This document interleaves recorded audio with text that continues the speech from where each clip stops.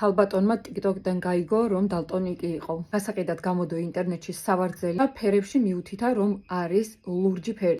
როდესაც გამოეხმაურა ერთ-ერთი მყიდველი, დაუწერა, რომ უკაცრავად ეს ლურჯი კი არა, ნაცრისფერიაო.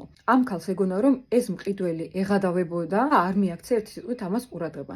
შემდეგ რამდენიმე სხვა კლიენტმაც დაუწერა, რომ ეს ლურჯი კი არა, ნაცრისფერიაო. ეს ქალი უკვე საკმაოდ დაეჭვდა და იმის დასამტკიცებლად, რომ ნამდვილად ლურჯი იყო ეს სავარძელი, შეადარა იმ დივანს, რომელიც სახლში ჰქონდა და აი ნახეთ, ზუსტად ასეთი ფერის არის ეს სავარძელი, როგორც ჩემი ლურჯი დივანიო და გამოიცადეთ რა.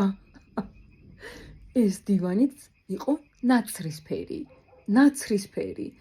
და ანუ ამ ყველაფერს TikTok-ში ჩაწერა ამ გოგომ ვიდეო, ოდესაც საკმაოდ ბევრი კომენტარი დააგროვდა იმასთან დაკავშირებით, რომ ეს არის ნაცრისფერი და არა ლურჯი, მერე უკვე მისი საყვარელი პლედი მოიტანა, რომელზეც ასევე ამბობდა, რომ არის ლურჯი, მაგრამ გამოიცანით რა. ისიც აღმოჩნდა ნაცრისფერი.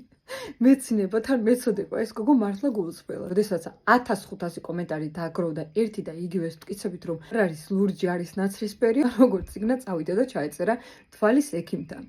და აღმოჩნდა, რომ ქონია თურმე მსუბუქი ფორმის დალტონიზმი და ყველა ფერის გარჩევა თურმე არ შეეძლო. და ყველა სასაცილო რა არის, იცით? TikTok-ში ამბობდა, რომ ამ აპლიკაციაზე ვარ დარეგისტრირებული და ვეხმარები მხედველობის პრობლემების მქონე ადამიანებს ფერების გარჩევაში. როცა თვითონ არის დალტონიკი, ეხმარებოდა თურმე სხვაებს, რომ ფერები ადვილად გაერჩია. მართლა ის ანდაზა ბრმას აეკიდაო ზუსტად ამ სიტუაციაზე. თან მეწოდება, მაგრამ ძალიან სასაცილოა ეს ყველაფერი. დაწერეთ თქვენი აზრი კომენტარებში.